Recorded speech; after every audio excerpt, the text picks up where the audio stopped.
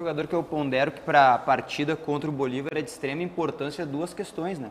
A primeira é o quanto ele vai aguentar jogar na altitude, porque fisicamente ele não está apto como os outros atletas, né? Essa lesão longa dele aí é um problema. E ele é fundamental nessa mecânica nova que o Inter está tentando implementar com o Kudê. Eu acho que ele foi muito bem, por exemplo. Não foi o melhor jogador do Inter na partida aqui contra o River. Mas a forma como ele jogou, a maneira como se envolveu com a partida, é importante ter um atleta como ele lá. Mas o problema do Arangues não é pulmão. Não tem... É físico, né? É muscular. Isso. O Arangues tem fragilidade muscular. Pô, então, mas a 13.700... ele aguentar jogar no ar rarefeito, acho que não tem muita interferência com a fragilidade que ele tem. A interferência que eu acho que tem é a seguinte: está se projetando o Inter para o jogo contra o Fortaleza, que era para ser reserva e já era por conta do que a tabela está começando a apresentar de perigo. Alguns jogadores contra... O Inter não vai poder botar um time reserva contra o Fortaleza. Vai ter que botar um que melhor puder colocar. Aí sim, alguns jogadores eu não colocaria contra o Fortaleza. Arangues. O Arangues é um deles. O Alan Patrick é o outro e o Valência é o outro. Teve até uma contratura muscular esses dias aí. Esses eu não boto. Agora os outros, velho, tem que jogar todo mundo contra o Fortaleza. Mas pela coletiva do Kudê, no final de semana, depois da derrota do Botafogo, ele vai preservar. Eu fiquei com essa impressão, Baldasso. Olha, cara, mas talvez no meio do caminho aí, nessa semana, tenham se reunido e algum dirigente do Inter tenha dito: era o nosso planejamento? Beleza, velho, olha a tabela aqui. Nós vamos jogar com Fortaleza em casa, antes de enfrentar o Bolívar, com o Flamengo no Rio, no meio dos dois jogos contra o Bolívar, e com o Goiás em Goiânia, logo depois do segundo jogo contra o Bolívar. Perde os três pra ver onde é que tu vai estar. E um Flamengo livre de outras competições, né? Joga a final da Copa do Brasil só na metade de setembro e não tem a Libertadores que o Inter tem. Meneghetti, a projeção para Inter e Flamengo na semana que vem é derrota. O Inter precisa ganhar do Fortaleza aqui. Obrigatoriamente precisa ganhar do Fortaleza aqui. Vou te dizer agora, sem medo de errar. Se o Inter entrar com time reserva, não ganha do Fortaleza. Concordo contigo. Não ganha. Não sei, cara, não sei. Vou dar um time para vocês aqui. Rocher. Não, John. O John foi embora, querido. Não, vai jogar o Rocher. Por que o Rocher vai jogar? Dá uma rodagem pro Kehler. Mas que rodagem? Rodagem eu dou pro pneu do meu carro. Estamos caindo pra Série B. O JB quer perder pro Fortaleza. Vai. O Rocher, o Igor Gomes, que o outro já vai estar à disposição? Tem que estar, né? O Malo vai estar contra o Bolívar até. Tá, então. Igor Gomes, aí põe lá quem são os zagueiros lá, Tá bem, teu time Não, tá vou dar o time, não sabe o time. Figueiredo. Ô, Ribeiro. Figueiredo e Emílio, os zagueiros. Então eu vou te dar o time. Eu vou te dar o time que tem que jogar contra o Fortaleza. Rocher, Bustos, Mercado, Vitão e René. Johnny, Bruno Henrique no lugar do Arangues, Maurício e Wanderson, e na frente tem que jogar no lugar do Alan Patrick o Pedro Henrique e no lugar do Ener Valencia o Luca. Deu. Esse é o time que ganha do Fortaleza. Tá, o Luiz Adriano. Não, Luiz Adriano segura. O Luca tem que jogar. O Luca precisa fazer mais o quê para ter chance no Internacional? O Luca, com todo respeito, eu acho que ele vai ter um futuro promissor, talvez até em outro clube, não no Internacional, mas ele fez um gol de voleio num Grenal, virou solução. Não, Diogo. A Libertadores, primeiro turno dele. Tu ter assumido o time não te tirou a visão. Não há relação. Não, ele foi bem na primeira fase. O Luca foi bem em tudo que ele fez até hoje. Nos 10 minutos de cada jogo que botaram ele em campo. Não, mas não bota a responsabilidade em cima do menino assim. Eu boto. Esse é o exato momento em que Gustavo Grossi, do outro lado, aplaude Baldasso pelo elogio que está recebendo. O quê? O Luca o padrinho dele é Gustavo Grossi. Sei, o Luca chegou antes, né? Eu não sei. O Luca chegou antes. O Grossi só referendou a compra dele. A informação que eu tenho é que ele é jogador do Grossi. O Luca chega no começo de 2020 no Inter, o Grossi foi anunciado em fevereiro de 21. Eu tenho a informação que é O Grossi. Grossi talvez esteja cuidando do ar-condicionado, porque o Luca está sempre bem ambientado e tal. E se esse foi um acerto do Grossi, meus parabéns. Em algum momento o Grossi ia acertar alguma coisa. Tá, mas assim, ó, peraí.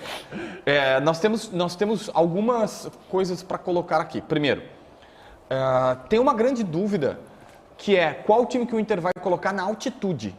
Porque o Kudê disse claramente... Não, o Kudê disse... do River. Não, o Kudê disse... O time do River. Ouça-me, amado chefe. Só falta ele meter. Ouça a voz da experiência. Tu não vai pregar mudança de time, né? Bom, o Kudê deu uma... Não sou eu que vou pregar. Eu faço... O meu trabalho essencialmente é informação. E o Kudê disse para os repórteres na coletiva: Tenho analisado todos os jogos de brasileiros na altitude, inclusive do River contra o The Strongest, e lá muito mais importante do que jogar são jogadores com condições físicas de estar em campo. Isso significa que ele vai preservar sábado. Aí a dúvida é justamente Não, essa. o time, Ele pode gente. chegar e dizer assim, olha só, o Arangues não tem físico para jogar na altitude, vamos botar um outro jogador. O problema do Não, Arangues eu não sei se é isso, eu tô dizendo que ele gente, falou. o problema do Arangues não é pulmão. O Arangues é um condenado correndo. O Arangues é um jogador vibrante em campo. De onde é que vocês tiraram Sim, o mas Arangues aos pra jogar na 5 do segundo altitude? tempo, Não, aos eu 5 não do disse segundo isso, tempo, Gente, para enfrentar, vem cá, nós temos 40 anos nessa brincadeira. Eu não disse isso, tá? Ribeiro Neto, há quantos anos está nisso aqui?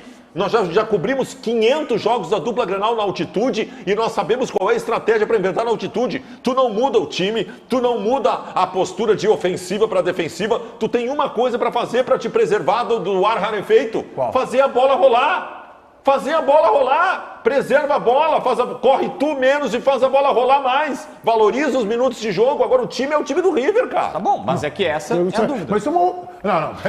Imagina o Cudê inventando um novo time, aí toma 3-0, acabou, nem vem pra cá. Eu te entendi, mas Vai eu tô... pra Buenos Aires, fica lá. Tá, mas assim, ele falou isso, tá? Não, mas a leitura que eu tenho não é essa. bom, mas pode a leitura ser que eu tenho preserva contra o o Fortaleza. time precisa estar inteiro. Ele vai preservar no jogo com o Fortaleza. Segunda-feira. Talvez a tabela tenha assustado, não acredito. Segunda-feira teve uma reunião informal no vestiário, que eu confirmei, e foi o seguinte, os dirigentes do Inter chamaram para conversar os dois principais caras do vestiário que usam a abraçadeira de capitão, o Alan Patrick e o Mercado.